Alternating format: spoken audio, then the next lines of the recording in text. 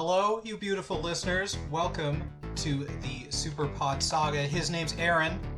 His name is Tommy. And this is episode 7 of the Super Pod Saga.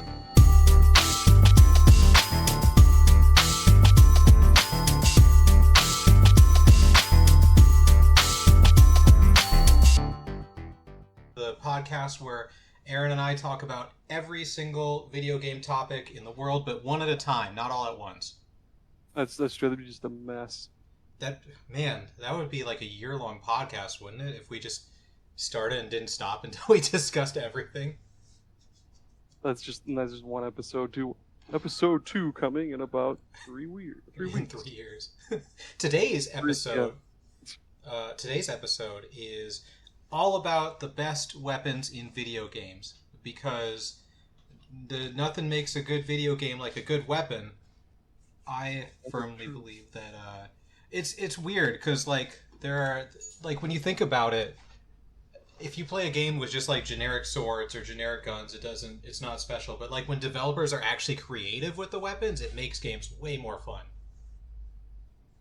Yeah, it kind of depends with the game too, because in games like Team Fortress, nobody really cares about the weapons. It's all about the characters. But then you get the things like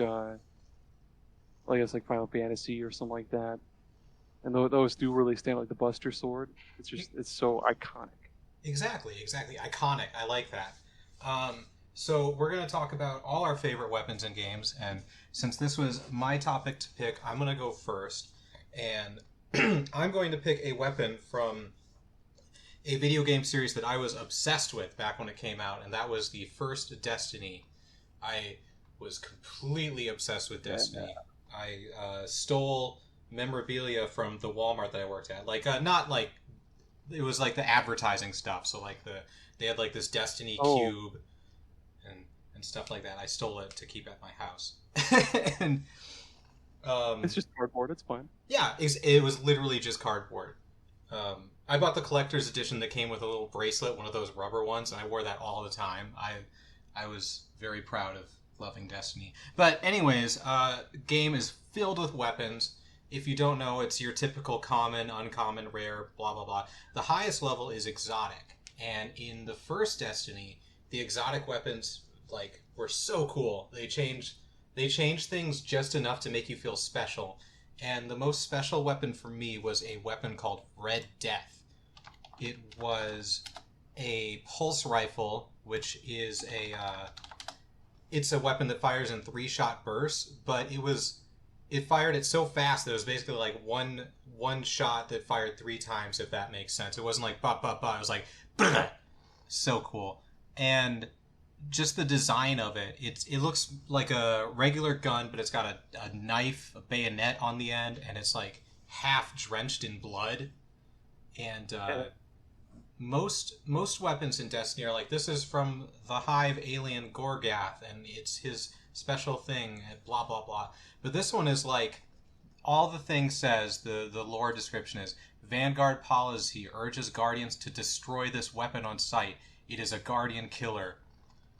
And that was just so sick to me, because as you go through the game, you're just picking up guns left and right, and you're I don't know what this is, but I'm going to use it.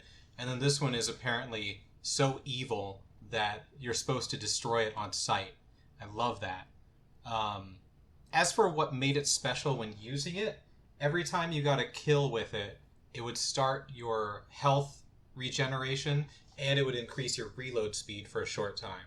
So if you're just blowing up enemies, it was great for taking out a pack of enemies, because every time you get a kill, you start healing, and then you can reload faster and kill people faster. It was just built upon itself, and it was so great. The name for that should have been just something goofy and generic, like Guardian Killer or Man Shooter. Yeah, Man Shooter. Kills a man. If you get a headshot, it's one shot. And they're bringing back most of the guns to Destiny 2, but they haven't brought back Red Death because they made an alternate version called Crimson, which is just a little hand cannon, and it's just got a little knife on it. And it's still half blood, and it's just, I don't know, it's they took one of my favorite guns and were okay, here's the kid version. It's dude, no, give me Red Death in Destiny 2. the Nerf version, like they do with Fortnite guns, like it shoots foam darts, and that's basically this is a Guardian Annoyer. Oh man, one of my favorite weapons. There's a ton of sweet weapons from the Devil May Cry series, but probably my favorite is Dante's Sword Rebellion, especially in Devil May Cry 3, because it's got that sweet like skull on the hilt, and it's got like a rib cage, and like it kind of looks like it's made out of bones. But there was like I think 3 total that I was trying to choose from, because there's also Devil May Cry 4, Nero's sword that has like a little I guess I got like a brake handle from like a motorcycle kind of thing, and you could like, if you like squeezed it or something, it would charge the blade and do more damage or something wonky. And then there was one other one that I already forgot, but yeah, Rebellion is just super sweet, and I've played so much of Devil May Cry 3 back in the day that one is just, it's ingrained in my brain. Every time I say like the coolest weapons, it just pops up right there, like it's like the wallpaper of my brain's desktop. Yeah, it's the hilt or the handle or whatever is an actual skeleton with glowing red eyes, which is pretty cool for a sword, I gotta say. Hell yeah! What the? I think you should look up. I think it's rose red. Trying to think of what Nero's weapon is called. Rose red did not bring up anything. Is it blue rose? No, that's his revolver. I don't know. Regardless, yeah, keep going. I'm a little baby boy who's never played Devil May Cry. Do you like find different weapons that you can equip for Mr. Dante, or is that like his starting weapon that he always has? Yeah, he always has that one on hand, but it's also like a almost Mega Man kind of thing where certain bosses will drop new weapons and stuff. One I remember for sure is Agni and Rudra, and it's these 2 like double blades, and they're based off of Hindu gods. One is like green or blue because it has like wind powers, and the other one is like orange because it has like fire powers. Oh yeah, and I'm looking them up now, and there's also Beowulf, which is just like it's like a hand-to-hand weapon. It's got like what are they called, greaves, and like I guess you call them bracers or gloves or whatever. But yeah, there's each game has different weapons you can unlock for Dante, and I think it was 4 had the coolest one. I think it's called Pandora's Box. Let me see, was that? Or no, Pandora, sorry. And it's literally just like a briefcase that transforms into into different weapons. Like there's it'll transform into like, I think there's like a rifle. It'll transform into like this wheelchair gun thing. Oh, that's funny. It transforms into all sorts of shit, and it's awesome. A lot of the names of these weapons are reminds me of an iconic one, the Blades of Chaos from God of War. That's like that at the time I only played God of War 3, and then I had the PSP one, but there are few weapons that are as fun to use as the Blades of Chaos, and like it's tough to come up with a new weapon in the world of video games, but I don't think there was ever anything like the Blades of Chaos up to that point. I don't believe so either. Because he basically just used them as whips. It's like you didn't really ever cut things. They're more just like he throws them and whips around and shit. Yeah, and you could get different combos and stuff, which was pretty fun. And I think it also speaks to how good it was, because in later games, well, I don't know about the earlier ones, but in God of War 3, they gave you like all these other weapons. There were like fists or like a hammer or something. I don't remember specifically. But none of them were as fun as the Blades of Chaos. Oh, I forget which game it was, but you got the Blade of Zeus, or it was just like literally just a big sword, and it sucked because you couldn't whip around with it. Like let me find which game it was. Yeah, there it is. Is it God of War 3? Nope. I'm not gonna take too long to figure that out, but yeah, it wasn't nearly as cool as the Blades of Chaos were, because there was like infinite combos for those little bastards, and this is just like 1, 2, 3. That's it. And even using them in the QuickTime events to kill bosses and stuff, just the way that they were used was so cool. Like wrapping them around things' necks, or cutting Hydra heads off, or stabbing eyes. It was just a very versatile weapon. Yeah, it was, and he'd use them for like, was it you would like tear your way down a like a wall, or like stab in the wall? Yeah, you could use it to climb and stuff. They were, yeah, he did everything with those things. I've heard that in the remake that the axe of whatever is super cool, and it does look super cool. So good on them for making something finally that is equivalent to the Blades of Chaos. I'm gonna look that up real quick. What is it? What is it called? Well, Leviathan axe. I don't know. I don't have a PlayStation anymore. Yeah, Leviathan axe. It looks cool, but like, what do it do? You can throw it, and then you hit a button, and it comes back to you, and it still cuts things along the way. Oh, well, that's still pretty cool, I suppose. That looks. Everyone says it's super satisfying. Speaking of satisfying, the next one I have is the concrete donkey from Worms. Oh man, the concrete donkey. The cool, like, so like almost the entire game, these have goofy weapons like shotguns and like Uzis and grenades and stuff. But then there's really goofy weapons in Worms, like the concrete donkey, or it's just literally just a fucking big old donkey statue made out of concrete that just flies out of the air and then just plummets through the earth and just smashes anything underneath it. So like whole sections of the map could be gone, and oh, that's the best. And it does the whole hee-haw as it's falling down. Great. I'm reading the description of it on a wiki page, and I feel like I do this a lot whenever we talk about things, but it's whatever. I just love the detail that is in this concrete donkey. They have that it's affected by gravity, but it's not affected by wind or electromagnets, which makes sense because it's concrete. And under additional effects, it has massacre and landscape destruction. I actually had a Worms weapon as well that me and my... I only played Worms with my cousins whenever I would visit, and it was... I want to get the name right. It was the old lady. Oh, it's just called Old Woman. It's a old woman with a walker that you just throw out in front of you, and she just makes like babbling sounds. She's like blah, blah, blah, blah, blah, blah, blah, and then explodes as things do in Worms. And then there was the super sheep. It was just a sheep with nuclear control, flies through the air, and then it explodes. Yeah, everything. There was the holy hand grenade that explodes. Yep. Oh, yeah, boom. Basically everything explodes in Worms, and it's great. It's so much fun. We played a 3D version, which was my first entrance into Worms, and then later, that was like when I was super young, and later in life, I saw that everyone only plays the 2D version, and that's like what's known, and apparently everyone hated the 3D version, which was a shock to me, because that was my only experience with it at the time. That is pretty shocking, but I guess I kind of get that, because we're in 2D for years. I think 3D was Windows XP. Yeah, some games just don't transfer into 3D well. Another game that didn't transfer well from 2D to 3D was Earthworm Jim. Because, man, if you could edit a fart sound in there right after I say Earthworm Jim 3D.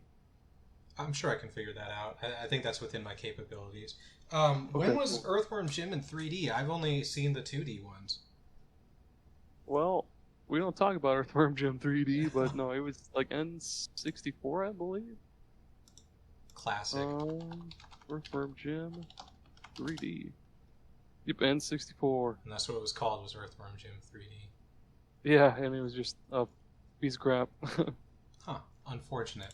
It's really funny, because wasn't Mario 64 one of the first games, like 3D games for the 64? Yeah, and it was like one of the first... It was... I guess it was the... what's the word I'm looking for? Like the hallmark, but it was like the foundation for 3D platformers. The benchmark, there you something go. Like that. But yeah, that's what I was going to say, is like they had the textbook right there for how to do it, and it's crazy that so many games couldn't figure it out. when it's right there. I appreciated that in Super Mario 64 they had an explanation for the camera, that it's the camera of the Lakitu following you around. No other game gives you an explanation for why you're viewing up above the character, but what a nice touch. Unless it's Manhunt, where it's just like you're in a snuff film because you got kidnapped. Haha, Manhunt. Yep, Mario 64 and Manhunt. Two peas in a pod. I had to go back to weapons. One of my favorite games in college was the Kingdoms of Amalur Reckoning, which kind of flew under a lot of people's radar. Well, it was kind of big at the time, but then obviously the studio went bankrupt and shut down. But they had a super unique weapon type in there called Rums, which were super cool. They were like these discs that you held in your hand, but were like hollow on the inside, so not like a frisbee, but like a frisbee with a hole in it. And you had combos with them. They were kind of similar to the Blades of Chaos, I suppose, but you would throw them and they would do patterns around you, basically, like circles or longer shapes or whatever. And so it was a weapon that was a combo between melee and area of effect type weapons, which is really cool. And they had different weapons like fire, ice, poison, etc. So you could basically run around and be this area of effect doing damage to things. And it was just such a neat, unique idea that you really don't see a lot of in games. And I thought that was super cool. That is cool. Oh my gosh, I wish I could remember what the hell my character even was in that game. Because I played it like 8 years ago, I think. Maybe it was daggers. Oh yeah, daggers were good. You could do some good backstab damage. Maybe that was it. I don't know. I was mainly an archer, but I also had daggers in case anyone came close. I really liked being an archer in that one because it also focused on like setting traps. So you could not only do all these super cool arrow moves, but you could set traps around too, so that like you could keep people at bay with your traps, so you could shoot them with arrows. Cool. That's what an archer should be like. That's some like D&D kind of stuff. Yeah. Cool. Exactly. Man, if only the studio hadn't gone bankrupt and could make their MMO that they wanted to, maybe I would actually be playing an MMO. I loved the story of this dude. Wasn't it? It was like a baseball star? Yeah, it was. To make a game. Kurt Schilling was super into World of Warcraft, so when he retired, he was like, I'm going to spend all my money, literally all my money, to make my own MMO. And they made Kingdoms of Amalur Reckoning to fund the MMO. And they also made a deal with the state of Rhode Island to be headquartered there. And then Mr. Schilling didn't actually know how to run a video game company and lost all of his money. He lost all of it. And the state of Rhode Island never got their money. The actual developers never got their money for their work. It just ended up in a horrible mess. Leave it to an ex-baseball star or player or whatever to then try to make a video game and then run it into the ground. Yeah, textbook. Right. Classic. We love you, though, Kurt. It was pretty fun. Speaking of running something into the ground, this wasn't this shovel I've got. Yeah. This one wasn't on my list before, but I'm at it anyway. And it's Zarya's gun. Because I love Zarya from Overwatch. It's just, the primary fire on it, this sweet little laser beam, just fucking, and then people, especially on little squishy boys, like what's her name? Tracer. Fast chick. Tracer, there we go. Oh my gosh, I got it right the first try. Awesome. Yeah. But yeah, then you had the secondary fire, the little grenade launcher thing. Oh, it's so satisfying to pull one of those off, like super far away. And, yeah, that's one of the best designs guns in Overwatch, I'd say, because also her other ability is shielding herself and shielding allies. And if you time it right, when those shields take damage, it charges up your gun so that the laser and the grenades do more damage. Yeah. I should have put her in wait, did we have a cool characters episode? Oh, we did. We also that could also fit under mechanics too. That's true. Dang it. Oh yeah, no, Well, Zarya's gun is cool though. yeah, you got that in here. I actually had a gun from Overwatch as well, and I really love the mechanics around Anna's sniper rifle, or Anna. I'm going to keep saying Anna because that's what I say when I play. Oh. Anna's sniper rifle. For a long Destiny really, or not Destiny, Overwatch likes to kind of not give the healers cool stuff.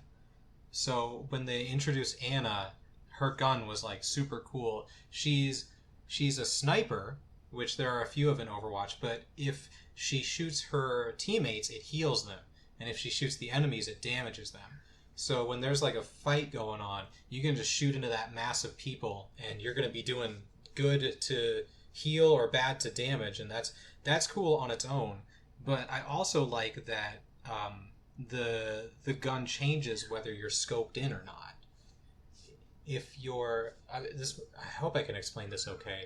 If you're not scoped in and you shoot the sniper rifle, the bullet actually travels through space. It's like a projectile, and so it moves a bit slower, and it like moves through space. If you're zoomed in, it's an instant. When you click the mouse button, it instantly hits whatever you're aiming at. So we've got that flexibility. Like when there's a mass of people, you want to fire it without being scoped in, so that you have a better chance of hitting things. But if you're only focusing on one person, you can zoom it in to focus on that one thing and try and just click on them. I always think it's interesting that like the complexity of Overwatch characters varies so much. Like you can't just jump into a game and be good at using Zarya or Anna's gun. But they have characters like Cassidy, who it's just a revolver and he can throw a flashbang and he can roll. And that's it for him. That's his entire thing. His role always gets me though. It's just everybody else has like a jetpack or Lucio is just like you can either be fast or be healed, but then he's just somersault. Did you there's actually a bit of controversy around his role. I don't know if you've ever seen that before because it's kind of in the weeds. I haven't. What's that? So the fan base is split over whether he should be able to roll after he jumps or he's in the air, or if he should only be able to roll on the ground.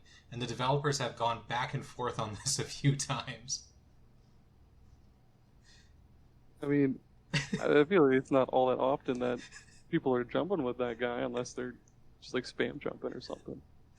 That would be sweet though. Like that'd be some acrobatic like dodging in the air at you, and like he grabs you and just fucking pow pow pow. Yeah, that would make for some cool stuff. Okay, speaking of moist things, the next one on my list is the Brotherhood sword from Final Fantasy X, and I like the look of it obviously because it looks like it's made out of water and it's just sweet looking, but then there's also I guess like the whole story behind it too. Because it was like Wakka's brother's sword that died to sin, I believe, and then Wakka's like, "Hey man, you look like my brother," and I just did an awful, I did an awful impersonation of Wakka, but he's the what's the Blitzballer, right? Yep, he just throws a ball at monsters until they die. That's John DiMaggio, voice of Bender and other things. No shit. It is. I didn't know that. That's cool. Right? Oh yeah, and his brother's name is Chapu, and he was married to Lulu. As everyone knows. Chapu. But no, yeah, it's just a cool weapon, cool story behind it. Final Fantasy X, yeah, brand just came out, brand new. Check it out. Brand new. I like that it's made of water and not ice, because you could totally ice would make sense because it's a blade, but no, it's water. I don't know. I think it's maybe just because like. I guess there's a whole like thing with the sea with that game, and like, or I guess not with the sea, but like, I guess with Blitzball. I don't really know what I'm trying to say here. Let's skip that. We could go to an ad break. Are you ready for an ad break? We have sponsors. Ooh, let me kick my feet back. I got my water ready. Go for it. Okay. Hey Aaron, have you ever made a sandwich before? I believe so. I love sandwiches. Yeah, what do you put on your sandwiches? Some roast beef, some mustard, a little bit of that. Have you ever considered trying bologna? I have not. What is bologna? Bologna is a type of meat that I don't know a lot about, but often people don't have it in their homes. But fortunately, we've got a way to get it directly. You can get bologna directly into your sandwich from the comfort of your own home. And I'm speaking, of course, about Download a Bologna. You don't have to go to the store anymore to get bologna. You can just download a bologna. And the Download a Bologna, you just print it from your computer off your printer, and you've got bologna for your sandwich. And the important thing is you can't get Download a Bologna in store. Download a Bologna is downloadable only. I'm going to say that again. Download a Bologna is downloadable only. You can only download this bologna through Download a Bologna's website. So, Aaron, the next time you're in need of bologna, where are you going to go? Download a Bologna's, or Download a Bologna, which is downloadable only. Correct. Thanks, Download a Bologna. Ooh, I wonder how we go about getting a poster or something like that to slap on the back of a bus or like a park bench or something. That'd be like you just see Tommy, 2 thumbs up, cheesy grin. Download a Bologna is downloadable only. It's way more expensive than you would ever think. After college, I started a sports website for Sioux City Sports, and I was like looking into advertising, and it's like thousands of dollars for the smallest possible thing. Advertising is ridiculous. only that'd be the only possible way to make the world's cheapest and most questionable deli meat. It's just so expensive and hard to get. My next weapon. So this is going to be a weird one for me because this is the first one where I don't have a lot of experience with it, but the weapon was so cool that it made a forever impact with me. And that's the Nightmare blade or sword or whatever from the Soul Calibur series. I only played Soul Calibur 2 on the GameCube. It was one of the first GameCube games I got, which is really weird to me because I don't play any other fighting games really at all, but I don't know what it was that got me to get Soul Calibur 2, but I sure did. And the character I played with most was Nightmare, and he's got this giant sword. It's like taller than himself, and it's all meaty and gross, and it's got a giant eye right in the middle that looks around and stuff. I've never seen anything like it.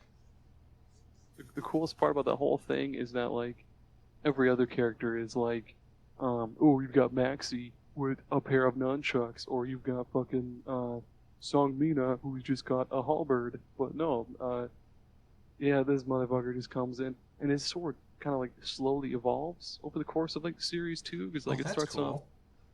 I think like the very first game in the series was called Soul Edge, and he started off just as Siegfried, who found Soul Edge, and like the more souls he gathers, the more it like corrupts him and just eats up his body and shit. And then as the series goes along, it just gets even more and more grotesque. And like, I think it was like Soul Calibur 4, where he's just full Nightmare, just full like demon looking, and the sword doesn't even resemble a sword anymore. It looks like it's made out of like amber or something, and it's sweet. That series is just sweet. That's cool. I didn't know that. This is going to sound crazy, but I didn't even know there was a story to Soul Calibur, even though there was probably a story mode in Soul Calibur 2. I don't know what I did in that game. I just remember playing Nightmare and being like, he's so strong, look at him smash. Smash. Did you ever... Yeah, you played as Link in that one then, didn't you? Did you have the GameCube one? Yeah, I had the GameCube one, but I never played as Link because his sword didn't do as much damage. I mean, that's true. That was all I cared about. Like, it took me so long in life to figure out that the most powerful things aren't always the best. Like, when I would play Pokemon, like Gold and Red and Blue at that age and stuff, all my attacks were just whatever did the most damage. I did the same thing, too. Like, whenever any of my Pokemon learned, like, Tail Whip or Growl, I'd be like, no, it doesn't do anything. I don't want that. And I would replace it with, like, Fire Punch or Hyper Beam. Like, no, I don't want to whip a tail. You crazy? Yeah, or I would use Thunder, which only has like a 30% chance to hit, but I was like, it does so much damage. Why would they make it not hit if I'm not supposed to use it? I mean, if you use Rain Dance, or if it's raining and you use that, it has a 100% chance to hit. I didn't know that as a child. I didn't even understand how guillotine worked. It said it's a one-hit KO, and I'm like, what does that mean? I don't know what those words mean. What's a KO? Yeah, exactly. I have a question for you. Yes, sir. We kind of talked about it a little bit, but I don't think either of us had this on our list. What do you think about the Master Sword from The Legend of Zelda's? Oh, that's another iconic one. Yeah. Yeah, I mean, it's been in every game, I'm pretty sure, right? Like, even Link's Awakening? I think so. I'm pretty sure. Yeah, no, that's a pretty cool one. They, when Link was in Soul Calibur 2, actually, that was, like, his first weapon, which is actually his worst weapon. But no, it's cool. I think it's lame. I think it's like cool that it's in every game, but like I remember in A Link to the Past, maybe, or the original Zelda, if you're at full health, it like shoots a thing forward. Yeah. And in Breath of the Wild, it's unbreakable, but it's not really. Sure. Beyond that, it's just like a sword, you know? Yeah, and it has to like recharge after a certain amount. It only has like a certain amount of energy, and that was like the drawback to it being unbreakable, because that game was all about breakable weapons. Yeah, which was really weird because like they somehow made the Master Sword like I don't know not good. I liked using all the different weapons in Breath of the Wild, but I don't know. I would have liked to have like found something that I liked and been able to keep using. I know, like in Skyrim or something like that, when you pick up some like uber badass, like unique weapon like the Jabberwocky or whatever the hell it's called, Jack is what it is, or like some Daedric weapon. But no, Breath of the Wild, it's like here's a goblin sword, 3 hits, it's dead, goodbye. They break surprisingly fast. Like you tell someone, oh, it has breakable weapons, and they're like, oh, that's fine. But no, they break like way faster than they should. And it's not even like I'm pretty sure the weapons in like Dead Rising had better durability. You could just pick up a fucking trash can and beat a zombie to death with it, and it lasts longer than most weapons in Breath of the Wild. Oh, weird times. I think I had the last one, which was Nightmare. What else did you have? Speaking of Nightmare, the last one I have is the Switch Axe from Monster Hunter. I love the Switch Axe so much. I actually have a tattoo of it that I got a couple of years ago. Yeah, and the Switch Axe has been, like, I think the first Monster Hunter I ever played, surprisingly was World, and then I went to 4, and then I went to Rise. But the Switch Axe is, like, my weapon of choice, because I remember not being into Monster Hunter at all, and I was like, which weapon is, like, the coolest to use, or, and the Switch Axe was, like, one of the least used weapons, and of course, being me, I was like, I want to use what nobody's using, so Switch Axe. But it turns out it's actually pretty good because it has like near infinite combos, especially in Rise. But what makes it unique is like, so you start out in like an axe form, and it's got a long reach. It's kind of bulky to use, but as you attack an axe form, you charge up your vial in your blade, and the vials have different things. Like it'll be like a power boost. Boost to element damage, or like some ailment or something like that. But then, like once you switch to your blade form, your attacks, you have less range, but your attacks are a lot faster, and you can do more combos and stuff. And in blade form, your attacks will use that vial, and as you get more and more hits with that, you'll keep building up this other gauge. I forget what it's called, but Switch Axe is just so sweet. Like I'll sometimes use a hammer in Monster Hunter Rise, but then it's like, no, Switch Axe it gets the job done, and it does it well. Man, Monster Hunter, what an impenetrable game for me, a child. I've tried, and the combos and the controls are just insane. Like having to hold left bumper and then move the stick up and then hit the other bumper. I'm sure I would enjoy it if I had the time to put into it, but man, so complex. I get that. for sure. Like when I first started the game, it's a really clunky game. Like you gotta like hold left bump and then use like A and B to cycle through your like tool belt. But then God forbid you want to use an emote. Holy shit, you gotta hold down like some other button and use your fucking stick. I don't know. Yeah, it is pretty clunky. I get that. And you gotta emote on their corpses. You can't just not emote. Yeah, there's no teabag. You have to emote. There's no crouch.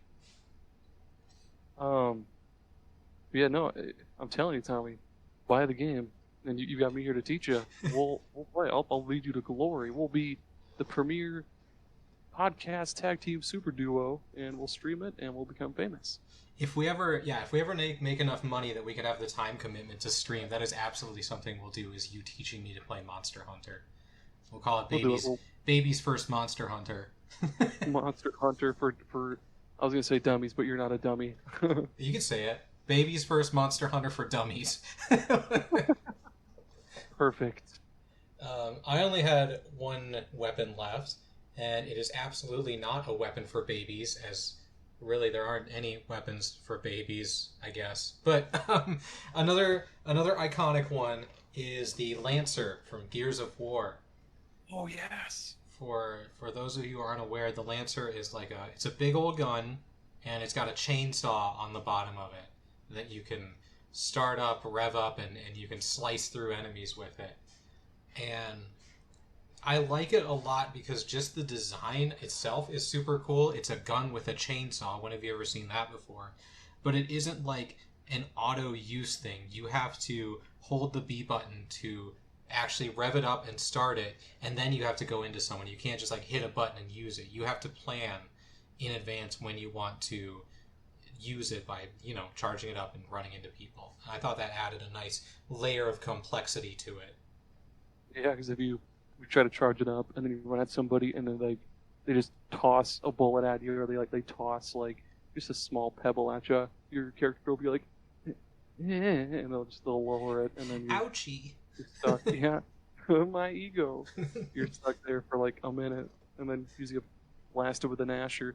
God, oh my God! I used to try so hard to be so good at the online multiplayer in Gears of War 3, but literally everybody only uses the Nasher, and they'd somehow just get close to you, headshot with a shotgun, and then that's it.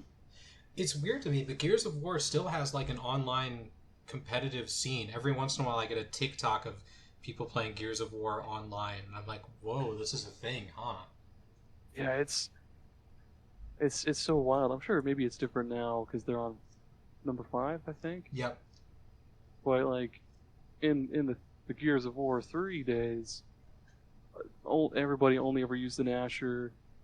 They would toss out a smoke grenade, and they would just come up behind you and just hip fire the Nasher, and you're dead. And that's it. Game over. Haha. Fun game. What a time when every game had to have multiplayer. I think people have forgotten that because I feel like most games are. Sorry.